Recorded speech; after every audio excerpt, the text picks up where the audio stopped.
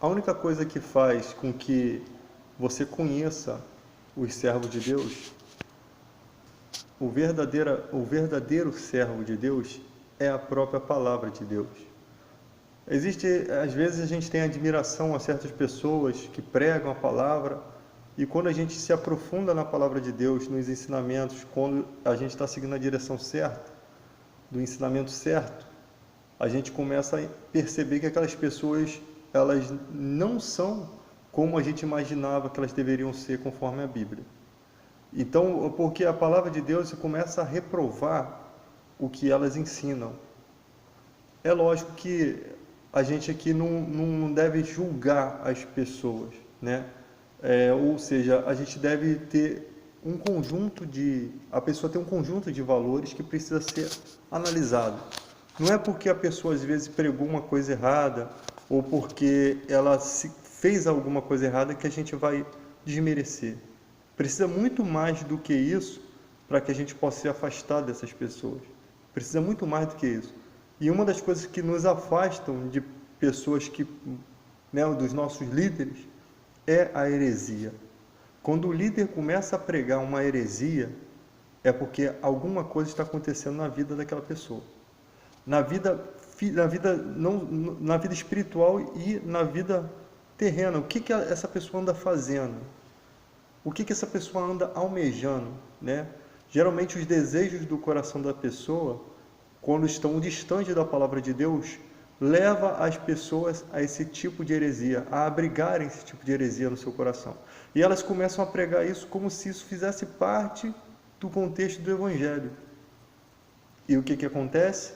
Logo, pessoas que têm um compromisso com a palavra de Deus vão começar a gritar, vão começar a reprovar. E as pessoas ficam assim, mas você não pode fazer isso. Não, o nosso dever é reprovar as obras do mal. Você vê religiões como o catolicismo, às vezes, abraça a causa, né, da Umbanda, por exemplo, né, fazem culto junto. O evangélico nunca vai fazer isso. Nunca vai fazer. Isso quer dizer que a gente desrespeita a religião das pessoas? Não. Isso quer dizer que, quando a gente entende a palavra de Deus, a gente passa a reprovar alguns tipos de ensinamentos, né? Todo aquele ensinamento que fere um conceito da nossa Bíblia, ele tem que ser rejeitado. Não estou dizendo que você vai rejeitar as pessoas, que você vai deixar de amar as pessoas. É isso que as pessoas às vezes se confundem. O amor, ele está até nisso. Por quê?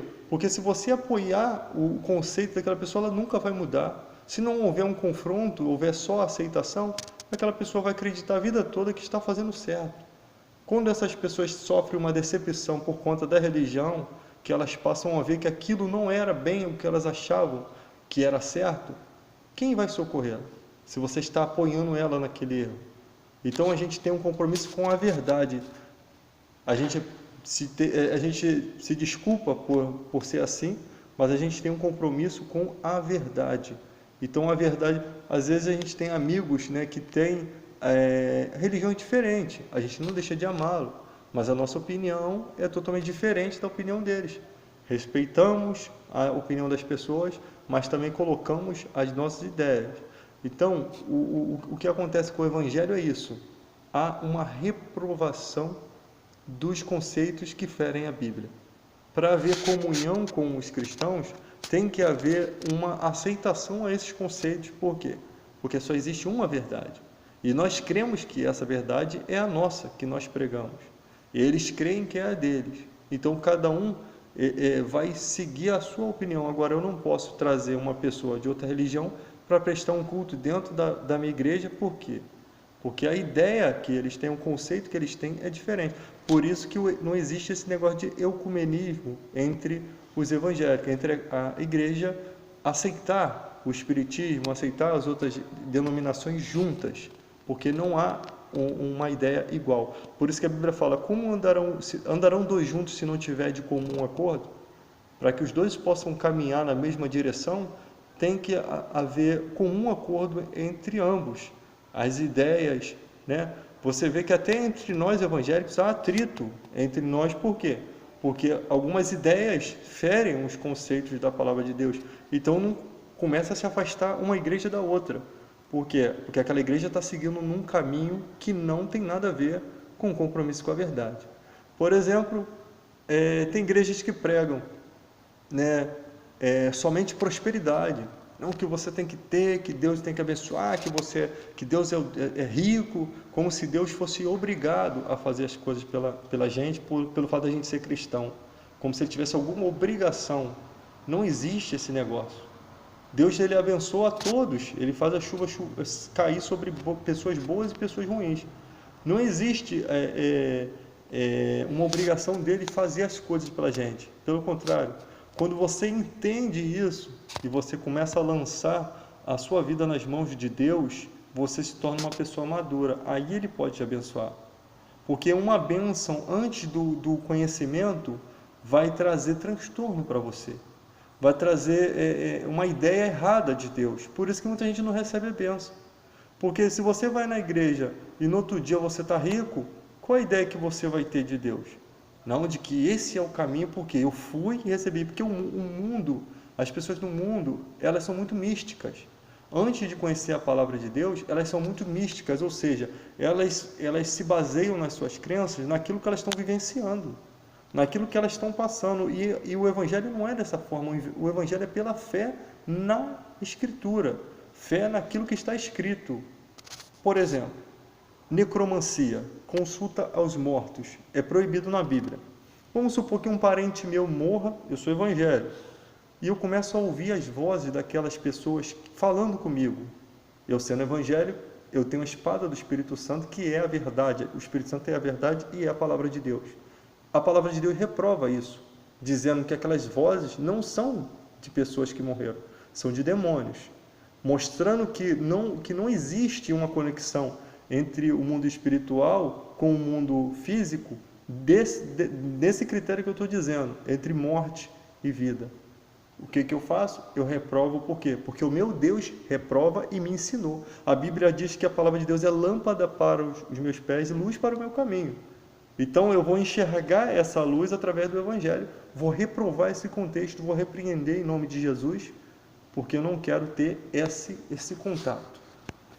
Quando não existe esse conhecimento e quando não há pessoas pregando isso, o que acontece?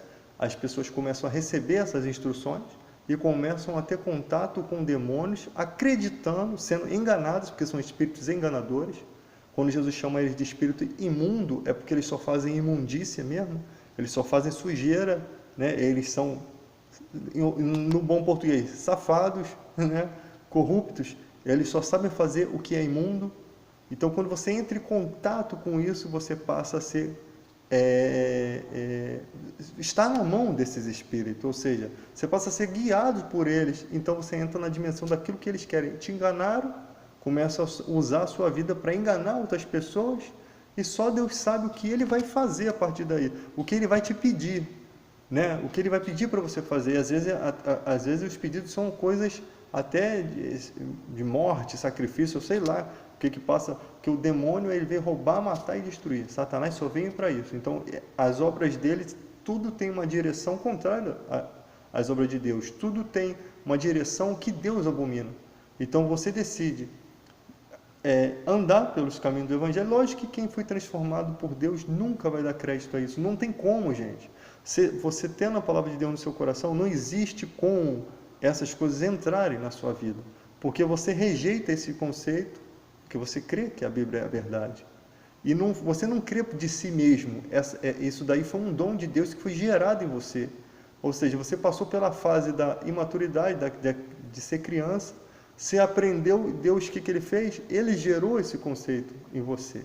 Ele transformou o seu coração. Então não dá para crer nisso. É como se aquilo ali fosse uma coisa impossível de acontecer. Você começar a acreditar que aquelas vozes são vozes de pessoas que já morreram. Pelo contrário, se uma pessoa morreu, seu filho, sua esposa, você crendo em Deus, que elas morreram no Senhor, você crê que elas estão num plano muito melhor e que um dia você vai estar lá junto com eles. Essa é a nossa crença. Não precisamos ver, não precisamos ter visões do inferno ou do céu para a gente acreditar, porque senão não seria fé. Nós cremos não porque vemos, mas porque o Espírito Santo testifica com o nosso espírito que nós somos filhos de Deus. É Ele que gera esse contato. Imagina só, nem vimos a Jesus sendo crucificado e também não vemos Ele perdoando nossos pecados, mas pela fé nas Escrituras, nós acreditamos que Ele perdoa, nós acreditamos que Ele ressuscitou, nós materializamos a Jesus em nossa vida, né? Então, se a Bíblia deu essa direção, todas as direções bíblicas são a verdade. Os textos com contextos, né? Sem o pretexto da heresia, quando não há contexto, são a nossa direção, são o alvo das nossas expectativas, da nossa confiança. E quando nós fazemos isso, se estamos fazendo isso até hoje, estamos acertando, é porque Deus está conosco, né? E a palavra de Deus não se modifica, tá? Não haverá novas revelações a partir desse contexto. Tudo já está contido na palavra.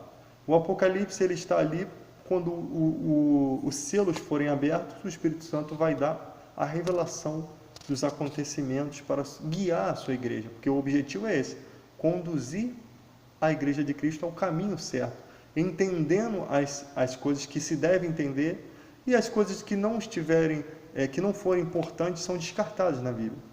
Você não vai ver a história de Hitler. Hitler foi um massacrador, né? O que massacrou os judeus. Você não vê isso nas profecias de Daniel.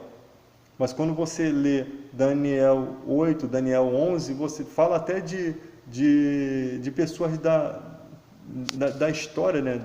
Da história dos povos gregos, romanos, né? Até Cleópatra é citada como sendo uma das figuras ali de Daniel 11, e você vê os reinos que se levantaram ali, e você vê que Daniel estava profetizando aquelas coisas que Deus queria que fossem reveladas, né? Aquelas guerras, aquelas coisas que pode ser que tenha alguma coisa a ver com o nosso futuro.